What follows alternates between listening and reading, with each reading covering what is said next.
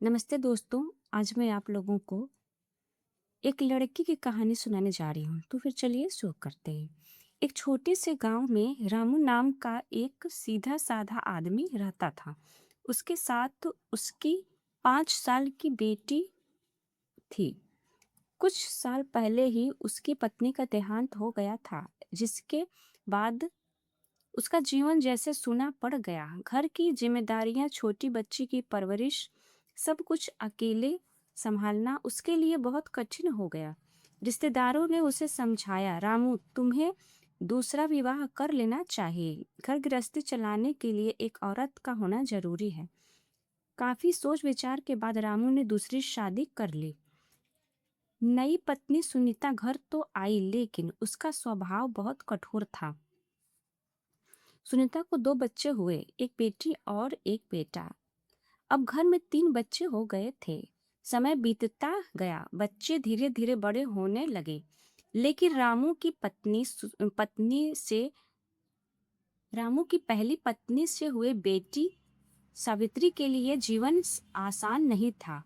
सुनीता उसे बचपन से ही ताने देती, ठीक से खाना नहीं देती, उससे बहुत काम कराती और मौका मिलते ही मारती पीटती। लेकिन जैसे ही रामू घर पर होता, वह सावित्री के साथ बहुत प्यार से पेश आती, जिससे रामू को कभी सच्चाई का पता नहीं चला। सावित्री भी अपने पिता से कुछ नहीं कहती, क्योंकि वह घर में झगड़ा नहीं चाहती थी। सालों बीत गए, सावित्री बड़ी हो गई, लेकिन उसकी तकलीफें कम नहीं हुई। उसके सौतेले भाई बहन उससे प्यार करते थे, खासकर उसका भाई जो उसे बहुत मानता था। फिर भी माँ का व्यवहार नहीं बदला। एक दिन सुनीता ने रामू से कहा, अब सावित्री की शादी कर दीजिए। रामू ने कहा, हाँ, लेकिन कोई अच्छा लड़का मिलना चाहिए। सुनीता बोली, मैंने एक लड़का देख रखा है। रामू जब रामू को पता चला कि वह लड़का एक गरीब गैराज में काम करता है और एक छोटी सी खोली में रहता है, तो वह चौंक गया। मैं अपनी बेटी की शादी इतने गरीब लड़के से क्यों करूं?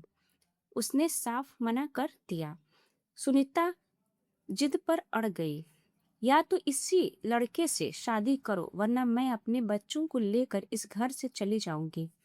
रामू असमंजस में पड़ गया। तभी सावित्री ने आगे बढ़कर कहा, पिताजी, आप मेरी शादी उसी से कर दीजिए।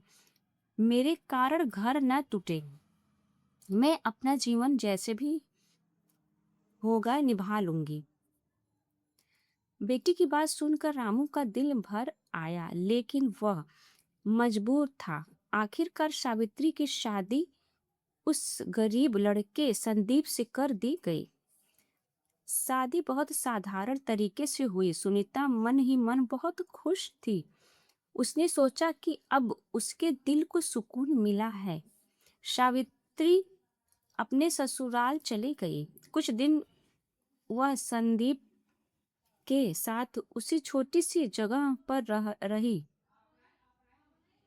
संदीप मेहनती और अच्छा इंसान था, जिससे सावित्री को सुकून मिलता था।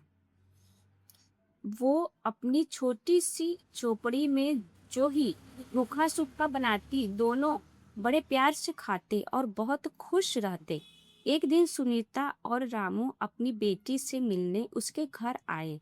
बेहद गरीबों वाली जिंदगी देखकर रामू के आंखों में आंसू आ गए और वो अपने निर्णय पर पछतावा करने लगा और सुनीता को देखने लगा। वहां सुनीता बहुत खुश थी और वो यही देखने के लिए ही रामू को वहां लेकर आई थी।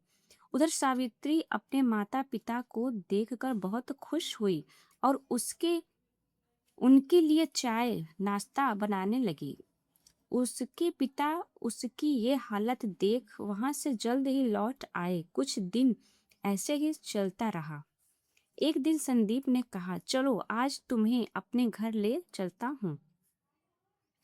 सावित्री ने सोचा कि शायद वह अपने परिवार से मिलाने ले जा रहा है और वह तैयार हो गई। कुछ घंटों बाद जब वे एक बड़े और सुंदर घर के सामने पहुंचे तो सावित्री हैरान रह गई। हम यहाँ क्यों आए हैं? उसने पूछा। सन संदीप मुस्कुराया और उसे अंदर ले गया। अंदर जाते ही अच्छे कपड़ों में सजे धजे लोग उनके स्वागत के लिए खड़े थे। एक महिला और एक पुरुष दौड़कर आए और संदीप को गले से लगा लिया। फिर प्यार से सावित्री का भी स्वागत किया। सावित्री को कुछ समझ नहीं आया। उसने हिचकिचाते हुए पूछा, ये सब क्या है? आप तो गरीब थे ना? संदीप ने धीरे से मुस्कुराते हुए कहा, नहीं सावित्री, हम बहुत अमीर हैं। ये मेरे माता पिता हैं और ये हमारा घर है। मैं जानबूझकर गरीब बनकर गैराज में काम करता था ताकि मैं मेहनत और जीवन की असली सच्चाई को समझ सकूं। मैं अपने पिता की बनी बनाई संपत्ति पर नहीं जीना चाहता था, बल्कि खुद कुछ सीखना और करना चाहता था। वह आगे बोला, और मुझे एक ऐसी लड़की चाहिए थी जो मुझसे प्यार करे, मेरे पैसों से नहीं। जब मुझे तुम्हारे बारे में पता चला तो मुझे यकीन हो गया कि तुम वैसी ही हो, इसीलिए मैंने तुमसे शादी की। यह सुनकर सावित्री की आंखों में आंसू आ गए। इस बार दुख के नहीं बल्कि खुशी के। उसे पहली बार लगा कि उसकी जिंदगी में भी सच्चा प्यार सम्मान है। कुछ समय बाद सावित्री अपने माता पिता के घर गई।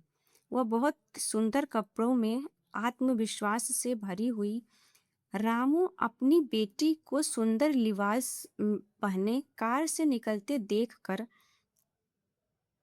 बहुत ही खुश और आनंदित हुआ। सुनीता ये सब देखकर दंग रह गई। सावित्री ने अपने पिता को अपने पति की सच्चाई बताई। पिता और भाई बहन मिलकर सावित्री और उसके पति का खूब स्वागत किया।